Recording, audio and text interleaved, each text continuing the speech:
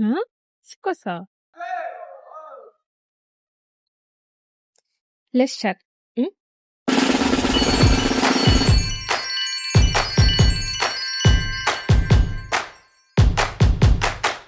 J'ai eu tellement de péripéties à cause du son. Et ce qui s'est passé, c'est que j'ai filmé plusieurs parties. Puis tout d'un coup, en fait, je me suis rendu compte que mon micro m'avait lâché.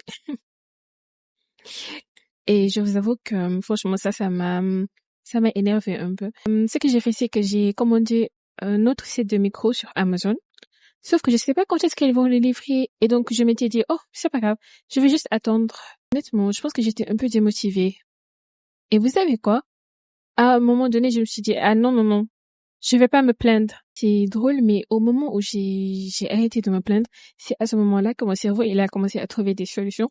Et après, je me suis dit, bon, pourquoi pas juste séparer le son, en fait, de la vidéo et après essayer juste au moment du montage de faire en sorte que ça corresponde. Vous voyez? Et donc, je pense que finalement, même pour les autres vidéos à venir, c'est comme ça que je peux faire. Mais attendez une seconde. Je n'ai même pas fait d'intro, en fait, à cette vidéo-là.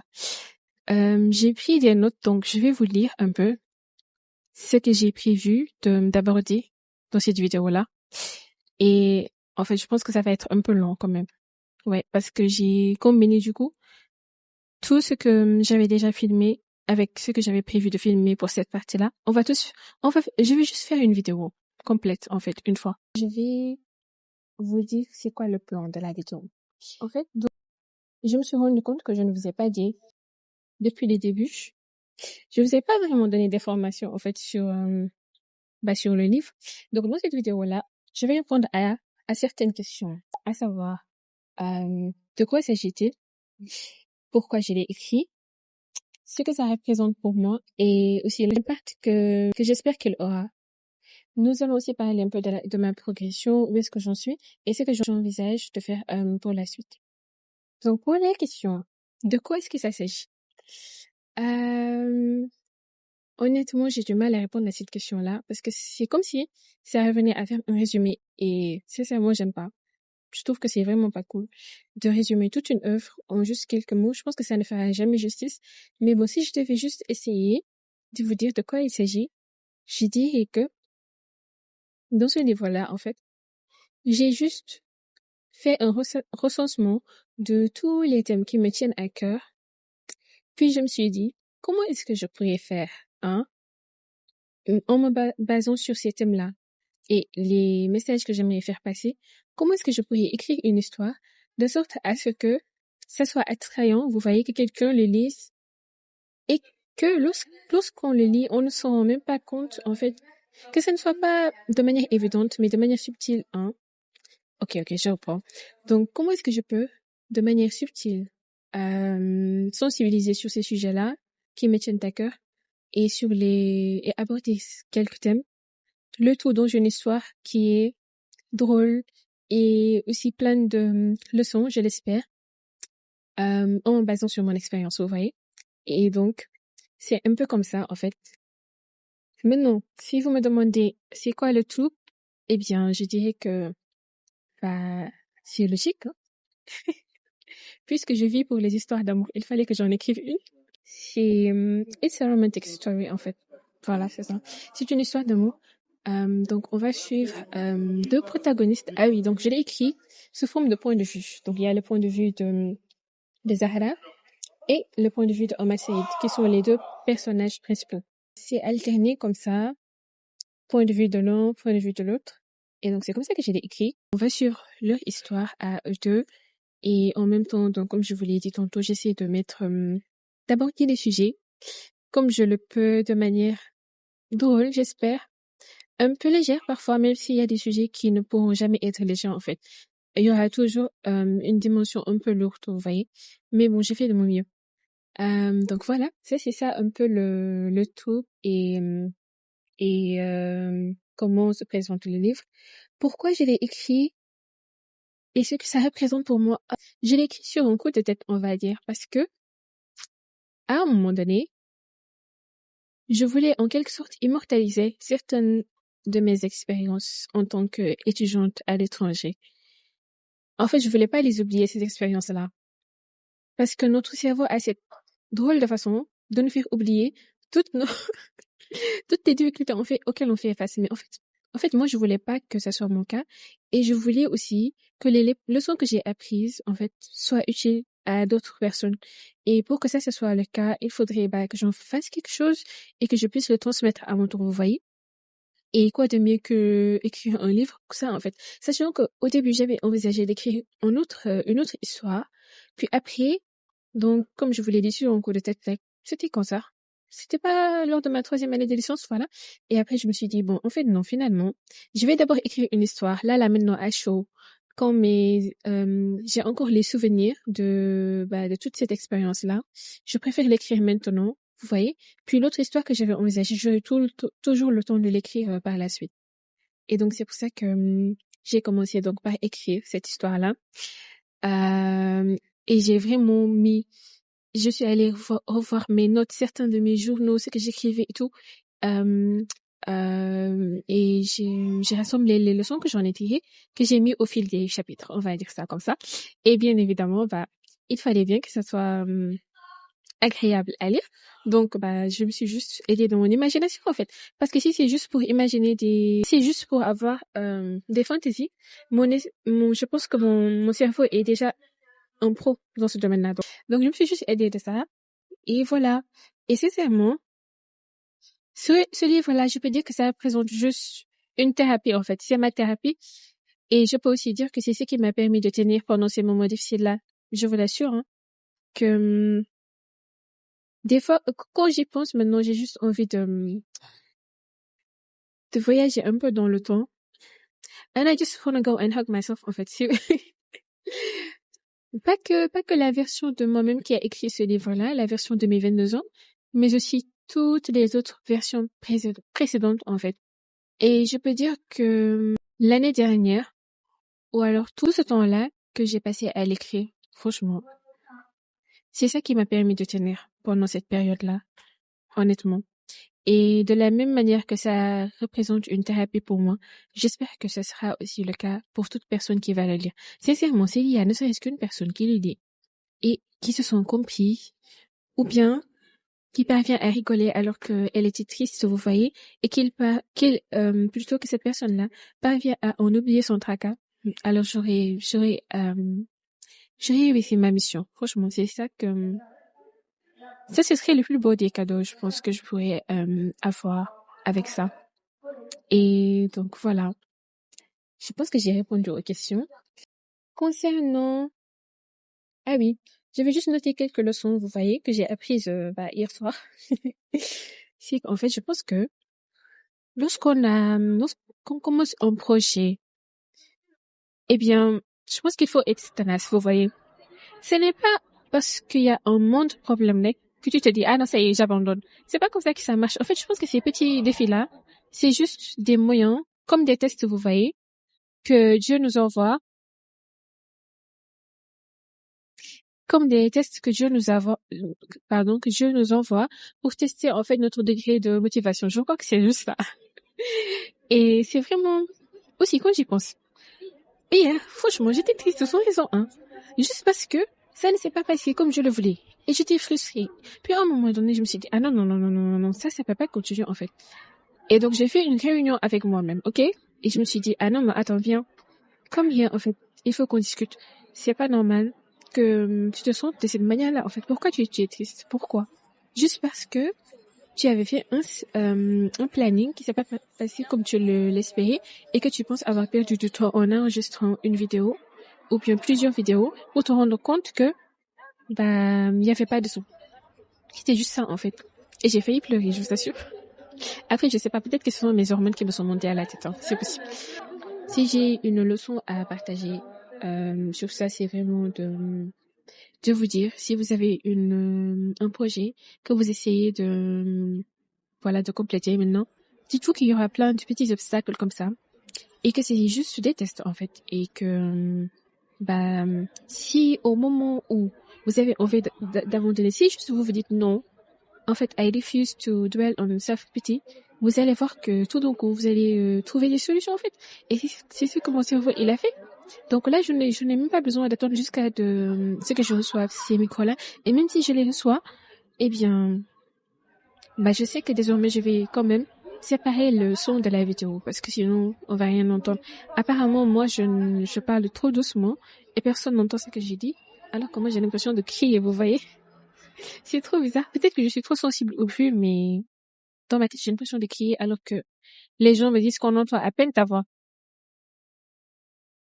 Mais je pense que c'est juste ma nature, en fait, parce que même si j'essaie de combattre ça, en fait, c'est pas évident. Donc, passons à la section suivante. C'est quoi? La progression. Ce que j'ai fait, donc, pendant les vidéos là que j'ai filmées et que je vais pas pouvoir vous partager, là, ce que j'ai fait, c'est que, en fait, la dernière fois, alors que je devais dormir et que mon cerveau était encore en mode roue libre, en fait, j'ai eu l'idée de mettre des illustrations au début des chapitres. Je mettrai quelques images sur l'écran pour que vous voyez ce que je veux dire. Ce sera un peu comme des sortes de teasing, vous voyez, des sortes de, oui, c'est ça, des indices sur des choses qui se sont passées sur ce chapitre-là en question que je vais mettre au début. Et donc pour ça, je suis allée sur Canva faire des designs et je mettrai donc des illustrations que je trouvais soit sur l'interface de Canva là au niveau des éléments, soit sur Pinterest. Par contre, j'ai une question. Est-ce que j'ai le droit d'utiliser les images de Pinterest sur mes illustrations? Vous voyez, je sais pas. Si vous avez des informations là-dessus, s'il vous plaît, éclairez-moi. Et sinon, je ferai des recherches sur ça avant de procéder. Mais je pense que c'est une bonne idée, en fait. Donc ça va juste ça va le rendre encore plus cool, en fait. Moi, je le prends juste comme une œuvre d'art, en fait. Et honnêtement, c'est une œuvre d'art. C'est une œuvre d'art. Voilà. Ah oui, il y a autre chose aussi que je voulais partager avec vous. C'est que je pense que, en fait, l'écriture is really scary. Genre, c'est effrayant. C'est vraiment effrayant. Parce qu'en fait, quand quelqu'un va lire ce que j'ai écrit, cette personne-là va forcément savoir c'est quoi ma pensée, en fait. Comment mon cerveau il pense, vous voyez. Et donc ça, c'est effrayant. C'est comme si tu invitais les gens à venir entrer dans ta tête, hein, dans une salle de cinéma, tu disais tout le monde, venez vous asseoir, je vais vous montrer ce qui se passe dans ma tête et les pensées qui y traversent. Ah, par contre, il y a beaucoup de bruit dehors. Oh. Donc, je disais, voilà. Ça m'effraie un peu, vous voyez. Et, dans ce sens-là, ce sera donc la transition du jour. Je pense que dans les vidéos là, pour les jours à venir, je vais essayer de faire, non, en fait, je vais faire des sections que je vais appeler le thème et l'extrait du jour. C'est-à-dire que dans chaque vidéo, je vais choisir un thème à partir d'un extrait que je vais vous lire et après on va en discuter, ok? Donc ce que je vais faire là, c'est que je vais commencer par l'un des premiers thèmes que j'ai abordé dans le livre 1. Donc je vais vous lire un passage du premier chapitre. Je pense que je vais le faire à la maison, donc je le mettrai dans cette section-là parce qu'ici il y a beaucoup de bruit. Donc je le lirai en voix off, ok? Donc je vous laisse écouter. Ou alors je mets juste l'image de l'extrait. Comme ça, vous faites une pause, vous pouvez faire une pause et vous lisez et après on en discute, ok? Allez, je vous laisse 2 secondes.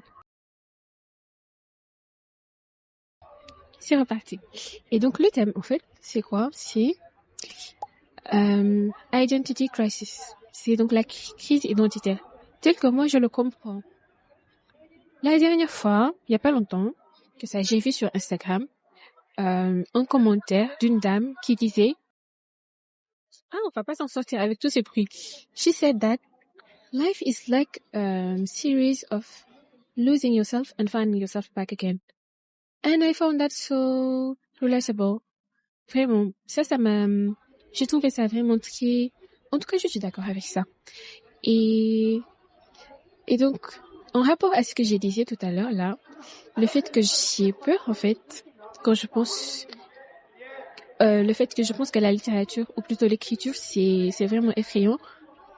En fait, si quelqu'un lit le premier chapitre, hein, et que cette personne-là, elle me connaît, je pense qu'elle pourrait penser que Ah tiens, elle a juste fait une biographie en fait, une autobiographie qu'elle a déguisée en une histoire. Mais ce n'est pas le cas en fait, ce n'est pas le cas. C'est juste que je voulais partager ce thème-là et l'aborder en fait dans mon livre. C'est pour ça. En fait, moi, je n'étais pas comme ça quand j'étais enfant. Quand je dis comme ça, je ne sais même pas comment me décrire, comment je suis actuellement, sincèrement. Sachant que là, si je suis dehors en train de filmer, sans même me soucier de ce que les gens qui passent là pensent de moi, ça veut dire que je pense qu'on a fait vraiment beaucoup de progrès vers, on va dire, cette version-là de moi que je reconnais plus, vous voyez. En fait, honnêtement, je peux dire que ça fait au moins 6 ans que lorsque je regarde dans le miroir, lorsque je me regarde dans le miroir, en fait, je ne me reconnais pas vraiment. Et pour cause, en fait, donc comme je vous l'avais dit tantôt, moi je n'étais pas comme ça quand j'étais enfant. J'étais un peu assez turbulente, je pense. Enfin, non, pas turbulente. Hein. J'étais pas turbulente dans le sens où je faisais des bêtises. Enfin, si, peut-être que je faisais des bêtises quand j'étais enfant, je sais pas. Faudra demander à ma grand-mère et mes tantes. Mais du coup, ce que je veux dire par là, c'est que quand j'étais enfant, j'étais très wane, hein, Deutsch. Je sais pas comment le dire en français. Allez, bon, on va utiliser l'équivalent de turbulente, même si ce n'était pas vraiment le cas. Par exemple, vous voyez, j'ai des souvenirs, hein. Une fois, c'était en vacances. J'avais filé en douce alors que j'étais partie en vacances là chez mon père. En fait, je me rappelle hein, que mon père avait dit de ne pas sortir, vous voyez. Mais moi, j'étais sortie et je sais aller où? Dans un sabbat, s'il vous plaît. Et ce fait qu'on a madame 17 ans, que c'est comme mon non, non, non, non, non, non. Mandal, je suis allée au sabbat. Et c'est fou, j'étais un enfant, hein, mais les souvenirs là sont tellement vifs. C'est trop bizarre. Et quand je suis allée au sabbat, que j'ai vu le monsieur là, et que j'ai vu le monsieur là qui battait le tam-tam, qui dirigeait ceux qui battaient le tam-tam, quand j'ai vu la foule, et, et quand le rythme là a commencé à me monter à la tête, je sais même pas comment j'ai fait pour entrer et aller jusqu'au milieu, et lui faire face. Et je dansais, et il battait le tam-tam, et je dansais, et à la fin, il s'est mis à me demander c'est qui ta maman? Je lui ai dit Hadiwan. Après, il m'a demandé c'était quoi le nom de mon père. Je lui ai donné tout ce qu'il m'a demandé. Je lui ai donné. Et je dansais, et je dansais. En fait, je sais même plus comment je m'en suis sortie à la fin. Si à la maison, euh, les gens le savaient ou pas. Je ne me rappelle plus. Mais là, je me rappelle que j'avais tellement dansé. Et en fait, quand je pense à ça, je me dis qu'aujourd'hui, même si on me donnait des millions, je ne le ferais pas. Vous voyez? Et c'est pour ça que j'ai dit que j'ai beaucoup changé. Et même, honnêtement, même au collège et au lycée, je n'étais pas... En fait, je n'ai jamais été timide, moi. Je n'ai jamais été timide. Peut-être juste un peu réservée avec des personnes que je ne connais pas. Mais sinon, je n'ai jamais été timide. Mais vous voyez, en fait, ces 6 dernières années-là, on pourrait... Ces 6 dernières années-là, on pourrait vraiment penser que je suis timide, en fait. Et je sais pas, j'ai l'impression que je me suis tellement enfermée à l'intérieur de moi-même que j'ai peur d'être visible. Et ça, en fait, ça me met dans un mal-être profond, vous voyez. Parce que, par exemple, même ces vidéos-là que je fais là encore, là, ça va mieux, vous voyez. Mais au début, et même jusqu'à présent, je vous assure qu'à chaque fois que je fais un post, je suis mal à l'aise. Je suis mal à l'aise. Je sais pas pourquoi. Mais je me mets à penser que je ne devrais pas le faire et j'ai juste envie de l'enlever. Mais en fait, je me fais violence. Et à force de me faire violence, là, maintenant, ça va de mieux en mieux. Et vous avez la preuve juste là parce que je suis en train de filmer et il y a des gens à côté. Et en fait, en ce moment-là, je peux sincèrement vous dire qu'en fait, j'en ai rien à faire des jugements, même s'il y en a. Et en fait, j'ai même l'impression que des fois, c'est moi-même qui me juge et pas les gens. Parce que sincèrement, chacun va à ses occupations, en fait. Personne ne s'occupe de moi. Mais c'est moi-même qui me met dans ces caches-là. Et je vous assure que c'est horrible. It's really not a nice place to be, hein, sincèrement. Je sais pas si you can relate to what I'm just saying, but it's really hard. Et le fait de faire ces vidéos-là, en quelque sorte, c'est moi qui me challenge, vous voyez, et ça commence à porter ses fruits, et je vous assure que it tastes like freedom, en fait. C'est comme si j'étais petit à petit en train de briser ces chaînes-là, une par une. Et peut-être que, qui sait, à la fin de cette série-là, de vidéos, I can finally say that now I do recognize myself, vous voyez. Ah, c'est pas facile, mais bon. I digress. C'était une digression. Donc, je pense qu'on a à peu près fait le tour, hein. En fait, là, ce que j'ai fait, j'ai essayé d'être super succincte, même si je sais même pas à quel point si j'ai été succincte ou pas. Peut-être que ça va être long, une vidéo longue, mais bon, on verra. Donc, voilà. Ça, c'était la réflexion que je voulais avoir sur ce passage-là. Et si vous trouvez dans une phase de votre vie où vous aussi, vous ne vous reconnaissez même pas, eh bien, rappelez-vous de cette parole-là que j'ai citée au début de cette dame. Et dites-vous que c'est comme ça la vie, vous voyez. Il y a des périodes où, we fumble, and on se cherche et on sait pas vraiment qui l'on est et on se perd et on se retrouve. C'est pas grave, c'est la vie, c'est la vie. Et posez-vous des questions, en fait, dites-vous, qu'est-ce que je pourrais faire à partir d'aujourd'hui, pour me donner cette chance-là de me retrouver, vous voyez. Et quelle que soit la réponse qui vous vient en tête, essayez-la, en fait. C'est-à-dire, n'attendez même pas. Franchement, n'attendez même pas. Et je vous l'ai dit, hein, je filme cette vidéo-là pas juste pour vous montrer le processus, mais j'espère vraiment que ça va vous motiver à travailler sur vos projets aussi. Si vous avez un projet là et que vous n'avez pas commencé et que ça vous empêche littéralement de dormir la nuit, comme moi, c'est mon cas là, et je vous assure que ces jours-ci, je me couche et j'arrive pas à dormir. Je pense qu'autant que je n'aurais pas publié ce livre-là, je ne serais pas en paix. Je ne serais pas en paix. Mais voilà, alhamdoulilah, on avance progressivement. Donc, si vous avez des projets là, levez-vous et get up. Il n'y a plus de temps là. On n'a pas de temps à perdre, ok? Levez-vous et commencez à travailler là-dessus. Même si ça va prendre du temps, c'est pas grave. L'important, c'est juste d'avancer. Voilà. Donc, voilà, c'était ça que je voulais partager avec vous. Dites-vous que ça va aller. C'est juste de vous retrouver à votre manière et tenter de savoir qui vous êtes devenu, en fait, parce que, c'est comme ça, les êtres humains. On change tout le temps. On n'est pas juste des êtres figés et on change tout le temps. Voilà. Et demandez-vous surtout qu'est-ce que vous aimeriez, à quoi est-ce que vous aimeriez ressembler dans le moment présent ou bien dans les années à venir, et puis commencez à travailler sur vous-même selon la réponse que vous aurez à cette question-là. Voilà. Donc concernant la progression, là j'ai donc entamé une autre correction. Et j'ai aussi envoyé ça à ma cousine à nouveau pour qu'elle mette. Et je l'ai aussi envoyé à 2 autres de mes amis. Et je voulais l'envoyer aussi à tous mes autres amis de lycée, vous voyez. Mais le problème, c'est qu'en fait, je sais qu'elles n'ont pas le temps parce que certaines d'entre elles sont des mamans. En même temps, elles étudient aussi. Et c'est vraiment très compliqué. Et je n'aimerais pas leur mettre la pression, vous voyez. Parce que si je leur envoie ça, je sais qu'elles feront de leur mieux pour me donner leur avis. Mais en fait, je n'ai pas envie de leur mettre la pression, vous voyez. C'est pour ça que je ne l'ai pas envoyé. Mais du coup, là, ma cousine, elle est en train de m'envoyer, de me donner son feedback. Ce n'est pas facile, hein. And I know that it's not a badge of honor, but you know what? We're used to doing hard things. And je sais que ce n'est pas quelque chose dont on devrait se vanter, mais ça va aller, Inch'Allah. And franchement, maintenant, quand je pense à tout ce que j'ai traversé, quand je commence à être triste ou démotivée, je me dis, ah non, baby girl, you're not going to do that, en fait, parce que tu n'as pas le droit, quand tu penses à toute l'aide que tu as reçue venant d'Allah, en fait, toi, tu n'as pas le droit. Tu n'as pas le droit de douter. Sincèrement, tu n'as pas le droit. Et donc, quand je pense à ça, en fait, je me ressaisis. Et sincèrement, te le moment que son bi, hein, dinaa si def lem, ak suukar, ak meew, naan ko, ba xelli leen si ay kaas. Regardez seulement.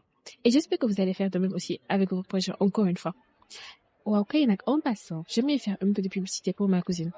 En fait, elle a commencé une boutique ici et elle fait des tableaux de calligraphie que vous pouvez utiliser en tant que décoration chez vous et vous pouvez aussi les personnaliser. Donc, je mettrai ses contacts. Je vais vous donner son compte Instagram et je mettrai le lien de sa boutique en ligne. Donc, si vous voulez des tableaux, contactez-la et elle vous les fera, Inch'Allah. Il y a autre chose aussi que j'aimerais, en fait, dont on discute. Pourquoi est-ce que, quand quelqu'un entame un projet, pourquoi est-ce que son entourage ne le supporte, c'est quoi le mot? Oui, c'est supportant, je pense. Ne le supporte pas ou très rarement. Pourquoi ça? Vous savez, je pense que les gens minimisent le support moral. Vous pensez que le support, ça arrive juste à acheter les trucs de la personne ou alors ce que la personne vend? Non, non, non, rien que le fait de l'encourager, ça, Alex, c'est du sport et ça ne devrait pas être négligé. Franchement, je trouve dommage le fait que, en fait, j'ai l'impression qu'il y a des gens, il y a un ça, encourager, même si, en fait, encore une fois, personne ne nous doit rien, hein. Les gens ne sont pas obligés de nous encourager, pas du tout. Mais je trouve ça dommage quand même. Je trouve ça vraiment très dommage. Mais bon, c'est pas grave. De toute façon, on est tenace ici, hein. Nous, on est tenace. Donc, on va aller jusqu'au bout de nos projets. Et ça va aller, Inch'Allah. Donc voilà, je vais vous mettre encore une fois le lien en bio. Si vous voulez des tableaux, n'hésitez pas à la contacter, hein. Et je prie qu'Allah mette beaucoup de baraka dans son business et dans tous les business de vous tous, hein, qui regardez et de toutes les personnes du monde entier, en fait. Voilà. Là, ma caméra m'avait laissé, donc je vais faire une voix off. Je voulais juste vous dire que pour la suite, en fait, j'avais commencé à faire des recherches sur les différentes plateformes d'auto-édition qui existent. Mais en fait, je sais pas exactement ce sera vraiment quoi la démarche que je vais suivre pour la publication en tant que telle. Et je pense qu'on aura l'occasion d'aborder ça pour le prochain épisode, Inch'Allah. Mais je voulais juste vous dire que je vais commencer à faire des recherches. Mais pour l'instant, je n'ai pas vraiment décidé, sachant que je suis vraiment pas à l'abri de changer d'avis à tout moment.